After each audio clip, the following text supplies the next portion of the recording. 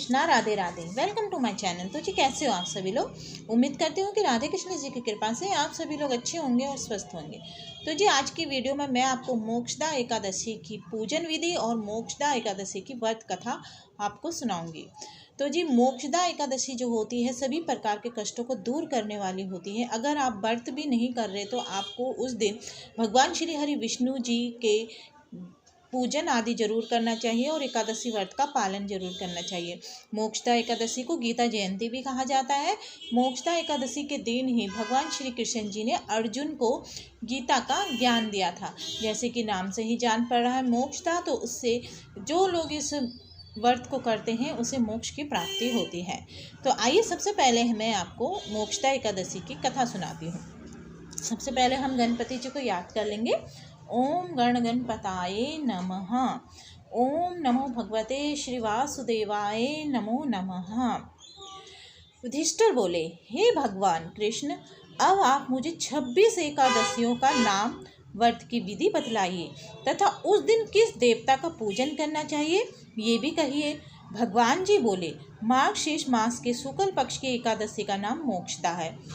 यथा नाम तथा गुण अर्थात मोक्ष देने वाला व्रत है। 12 मासों में मार्गशीर्ष मास का उत्तम मानता हूँ। ये गीता में अर्जुन से भी कह चुका हूँ। इससे कृष्ण पक्ष की एकादशी से प्रेम उत्पन्न होता है और शुक्ल पक्ष का व्रत मोक्ष का प्रदाता है।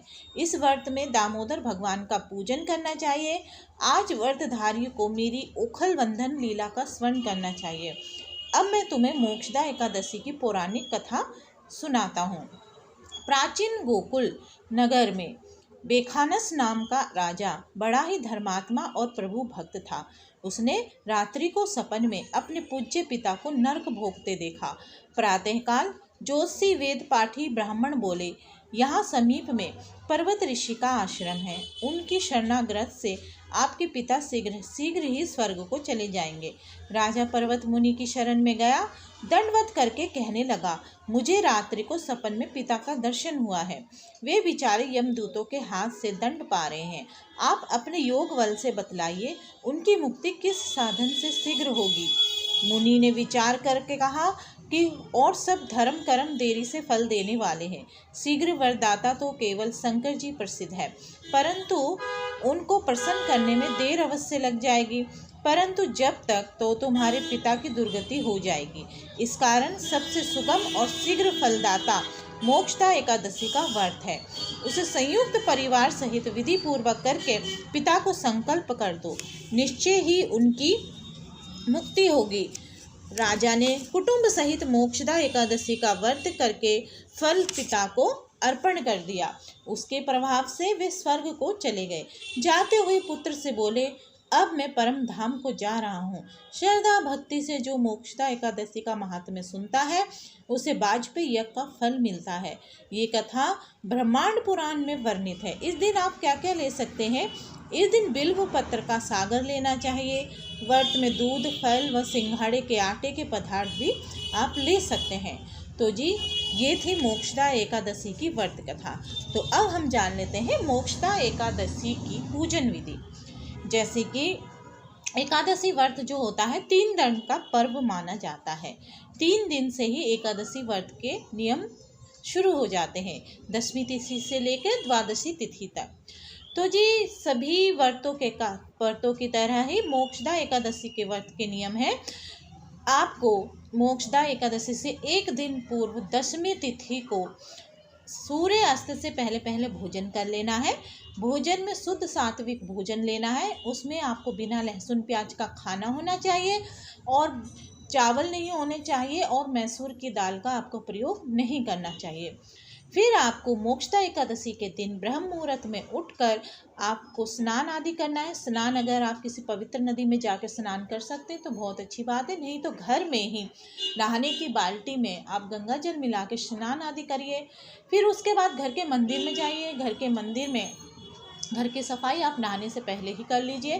फिर घर के मंदिर में नहाने के बाद आप जाइए और घर के मंदिर की सफाई करिए। वहाँ पे पीले रंग के वस्त्र बिछाइए। अगर आप घर के मंदिर में ही पूजन करना चाहती हैं तो घर के मंदिर में कर सकती हैं, नहीं तो अगर आप अलग से पटरा बिछा के पूजन करना चाहती हैं तो आप अलग से भी पटरा बिछा के पूजन कर सकती हैं। पीले वस्त्र बिछाने के बाद आपके पास यदि श्री हरि विष्णु नारायण जी की कोई मूर्ति, प्रतिमा या विग्रह आदि है तो वहाँ पर आप उनको विराजमान करिए। अगर घर में लड्डू गोपाल जी की सेवा है तो आपको उस दिन लड्डू गोपाल जी को भी चरणामृत से स्नान कराने हैं, पीले वस्त्र धारण करवाने हैं, उन्हें पीले ही रंग के पुष्प आदि आप चढ़ाइए और खुद भी आपको पीले वस्त्र धारण करने चाहिए। एकादशी के दिन आपको श्री हरि विष्णु जी को पीले रंग की मिठाइयों का भोग लगाना चाहिए। याद रखिए, लड्डू गोपाल जी को उस दिन अन्न का भोग नहीं लगता है। लड्डू गोपाल जी को जो आप व्रत वाले दिन जो भोजन आप करेंगे वही पहले लड्डू गोपाल जी को आप अर्पण कीजिए, फिर आप उसी का भोग आप भी लगा सकते हैं। फिर आप उसके बाद व्रत का संकल्प लीजिए, व्रत का संकल्प जरूर लीजिए जिससे कि हमें व्रत करने में शक्ति मिलती है। उसके बाद आपको घी का दिया आदि जला के पहले संकल्प करने से पहले आपको दिया जरूर जला लेना है। फिर दिया जलाने के बाद आपको संकल्प लेना चाहिए। उसके बाद आपको एकादशी व्रत की कथा पढ़िए, फिर आपको आरती करनी चाहिए। फिर उसके बाद आपको पूरा ही दिन, एकादशी का जो दिन होता है, श्री हरि विष्णु जी को समर्पण कर दीजिए। विष्णु चालीसी का पाठ करिए, विष्णु सहस्त्र नाम का पाठ करिए। आपको उस दिन गीता पाठ जरूर करना चाहिए क्योंकि उस दिन गीता जयंती भी माना जाता है, तो उस दिन आपको भगवद गीता का पाठ भी जरूर करना चाहिए। साथ में जितनी माला आप रोज़ करते हैं उससे भी आपको डबल ट्रिपल माला जरूर करनी चाहिए एकादशी के दिन। फिर उसके बाद शाम के समय भी आपको पूजन आदि, आरती आदि करनी चाहिए। फिर उसके बाद कहते हैं एकादशी के दिन रात्रि जागरण का महत्व होता है। अगर आप रात्रि में पूरी रात्रि नहीं जाग सकते तो रात के 12 बजे तक आपको भगवान श्री हरि विष्णु जी की पूजा अर्चना जरूर करनी चाहिए। उसके बाद द्वादशी के दिन व्रत का पारण कर लीजिए। हर एकादशी के व्रत का पारण अलग अलग होता है, जो कि मैं पहले ही वीडियो में अपलोड कर देती हूँ। तो आप व्रत का पारण सही समय पर कीजिए, समय देख कर कीजिए। और व्रत का पारण करने से पहले आपको दान दक्षिणा जरूर निकाल लेनी है। आपको एकादशी के व्रत का दान करना चाहिए, जो कि आप निकाल लीजिए और उसमें नेक भी रख लीजिए। फिर बाद में आप कोई आए, जैसे या तो आप मंदिर में छोड़ कर आ जाइए, नहीं तो आप बाद में भी दान दे सकती हैं, परंतु व्रत का पारण यानी व्रत खोलने से पहले आपको दान जरूर निकाल लेना है। तो जी ये थी मोक्षदा एकादशी की व्रत की पूजन विधि। तो जी आज की वीडियो में बस इतना ही। अगर आपको आज की वीडियो अच्छी लगे तो वीडियो को लाइक एंड शेयर करना ना भूलें, और अगर आप मेरे चैनल पर नए हैं तो मेरे चैनल को सब्सक्राइब करना भी ना भूलें। तो जी हरे कृष्णा, राधे राधे।